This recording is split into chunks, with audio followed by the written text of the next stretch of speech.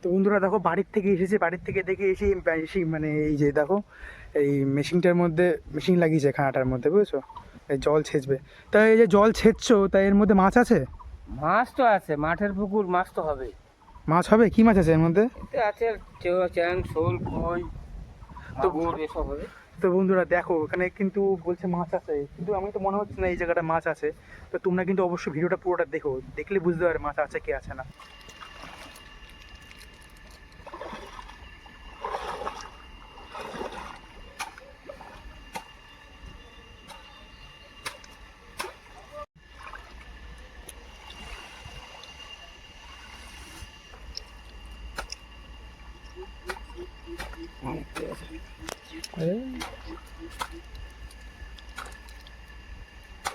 পুরো কথা না বলে ফাও ফাও ভিডিওগুলো করছে। তো একটু বলবেন যে সময় আসুক, ধরো শরীরটা ছুকুক। এখানে সামনে যতদূর দেখা যাচ্ছে দূর দূরান্ত সবই সোহনের সম্পত্তি, মানে সম্পত্তি না, কি বলে ওটাকে, জমি, সাম্রাজ্য। সাম্রাজ্য সামনে যতদূর দেখা যাচ্ছে সবই সোহনের সাম্রাজ্য। চোখ যতদূর যায়, শোন না, শোন ভাই। সোহন ভাইসের সাম্রাজ্য। আশা করি এই ক্লিপটা দেবে।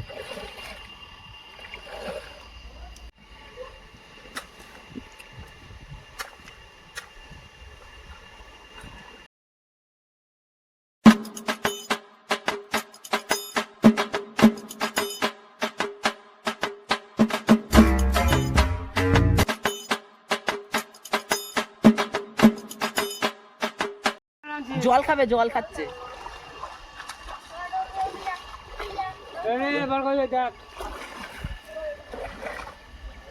অনেক বড় নাইজেরিয়ান। তো বন্ধুরা দেখো এখানে জল শুকিয়ে যাওয়ার মতো হয়ে গেছে, জল কিন্তু প্রায় শুকিয়ে গেছে। এবার মাছ ধরা শুরু হবে এখানে, আস্তে আস্তে মাছ ধরা শুরু হবে, দেখা যাক কী মাছ পাওয়া যায় এখানে। তো আমি এক্ষুনি এখানে মাছ ধরতে নামবো, আমি এখানে আপাতত একাই রয়েছি, দেখি কী মাছ পাওয়া যায় এখানে। তো তোমাদেরকে আমি একা মানে আপাতত একা রয়েছি, তো ক্যামেরা করার কেউ নেই আমি ছাড়া। তো আমি মাছ ধরবো, ধরে লাস্টে তোমাদের দেখাচ্ছি কী মাছ পাওয়া গেল, ঠিক আছে? ওকে, তোমরা কিন্তু অবশ্যই ভিডিওটার সঙ্গে পুরোটা দেখবে, ঠিক আছে? সঙ্গে থাকো। বন্ধুরা এই পোনা মাছ শুক ধরছে, পোনা মাছ দুখানা, পোনা মাছ দুটো। এই দেখো মাছ ধরে এনেছে, এই যে দুখানা পোনা মাছ। বন্ধুরা এই মাছ ছেড়ে আসলাম এক্ষুনি, এই দেখো কত বড় শোল মাছ একটা, এই দেখো দেখো, ধরো ধরো। কতটা হবে ওজনের? 700-800 গ্রামের শোল মাছ, কত বড়! যা আবার চলে যাচ্ছে।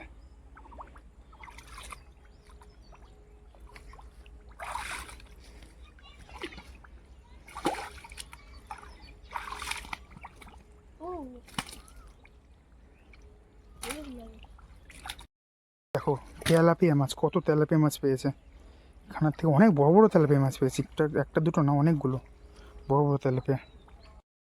এই দেখো মাত্র আরও শোল মাছ রয়েছে অনেক। কই মাছ আছে নাকি? কই মাছ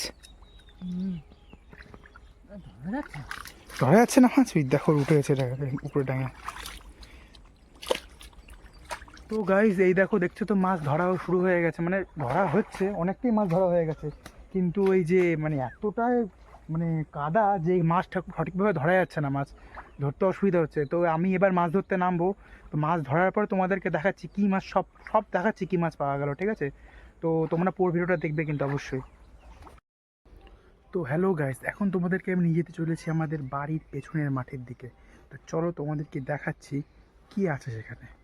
তো হ্যালো গাইস, তোমরা দেখতেই পাচ্ছ এখন আমি কোথায় রয়েছি। এইটা কিন্তু আমাদের বাড়ির পেছনের পুকুর, ঠিক আছে? তো তোমরা যারা আগে আমার ভিডিওগুলো দেখেছো তারা নিশ্চয়ই জানো যে এটা আমাদের ভেতরের পুকুরটা, ঠিক আছে? যেখানে নাকি মাছ ধরার ভিডিও ছেড়েছিলাম, সেখানে তোমরা ভিডিওটা দেখেছো তারা নিশ্চয়ই জানো এটা আমাদের ভেতরের পুকুর। তো সামনের দিকে নিয়ে যাই তোমাদেরকে। ওই দেখো একটা আলাদা দেখা যাচ্ছে, এই দেখো কিছু সর্ষে গাছ, ঠিক আছে? ভেতরে মাঠের দিকে সর্ষে গাছ চাষ হয়। তোমাদেরকে আজকে একটা জিনিস দেখাবো, সেটা তোমরা হয়তো খুব কম লোকেই মানে চেনো, খেয়েছো হয়তো আগে কোনো দিন না কোনো সময়, কিন্তু তোমরা হয়তো খুব কম লোকেই চেনো ওই জিনিসটাকে। চলো সামনের দিকে নিয়ে গিয়ে তোমাদের দেখাচ্ছি। তো দেখো আমরা এখানে এসে পৌঁছে গেছি। এই দেখো জিনিসগুলো যেটা তোমাকে দেখানোর কথা বলছিলাম, এই যে এগুলো কি দেখতে পাচ্ছ, এগুলো হচ্ছে তেউড়ি, ঠিক আছে, অনেকে এটাগুলো কলাইয়ের ডাল বলেও চেনে, ঠিক আছে, কলাইয়ের ডাল। এই দেখে নাও, এরকম হয় অ্যাকচুয়ালি তেউরি, এরকম মাঠে চাষ করে এরকম, ঠিক আছে, কলাইয়ের ডাল যেগুলোকে বলে। তো তোমাদেরকে তো দেখালাম, ঠিক আছে, কলাইয়ের ডাল, ঠিক আছে, কীরকম দেখতে হয়। এগুলো কিন্তু এরকম সেদ্ধ করেও খাওয়া যায়, ঠিক আছে, এগুলো শুকিয়ে গেছে, এটা শুকিয়ে গেছে, এগুলো এরকম সেদ্ধ করেও খাওয়া যায়। এরকম মিষ্টি কিন্তু খেতে, এগুলো সেদ্ধ করেও খায় আর কাঁচা কাঁচাও খায়, খেতে কিন্তু খুব ভালো লাগে, মিষ্টির সঙ্গে খুবই মিষ্টি। তো তোমরা আগে কেউ কোনো দিনও এই জিনিসগুলো দেখেছো নাকি, কমেন্টে অবশ্যই জানাবে, ঠিক আছে। তো দেখো বন্ধুরা, এই হচ্ছে আমাদের বাড়ির পেছন দিকের অবস্থা।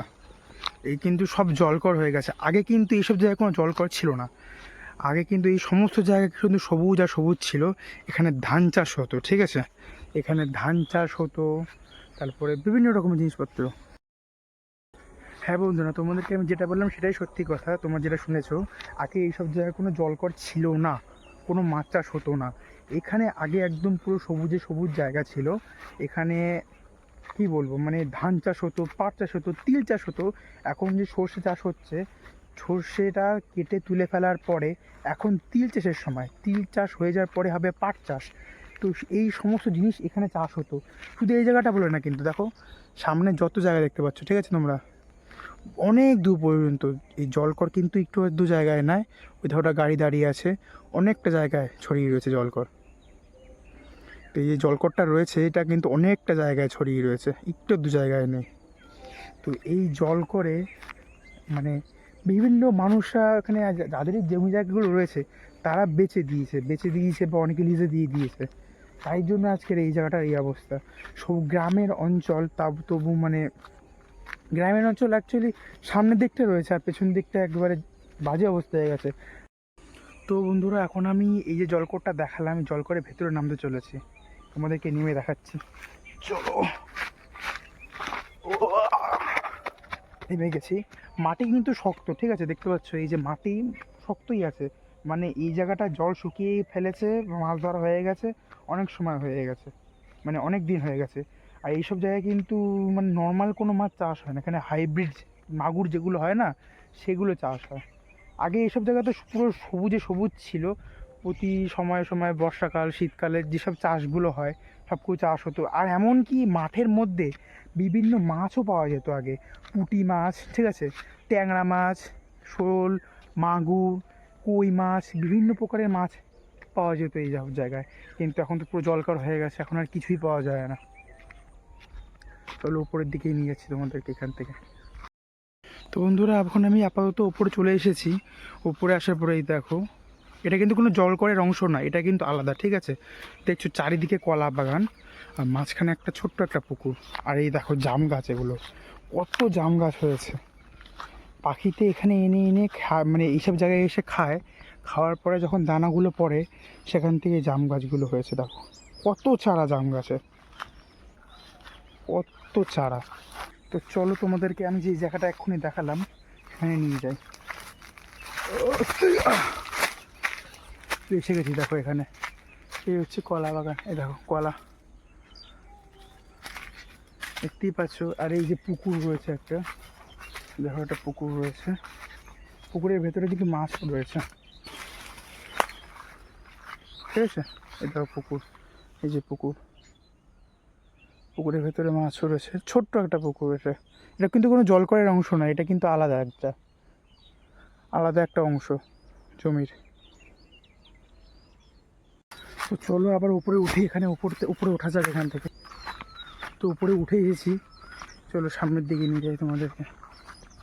দেখো কত দূর পর্যন্ত জলকর, যত দূর চোখ যাচ্ছে তত দূর জলকর, ঠিক আছে। আর ওই দিকে দেখো, ওই দিকে হচ্ছে এমনি মাছ চাষ হচ্ছে, ডাল টাল।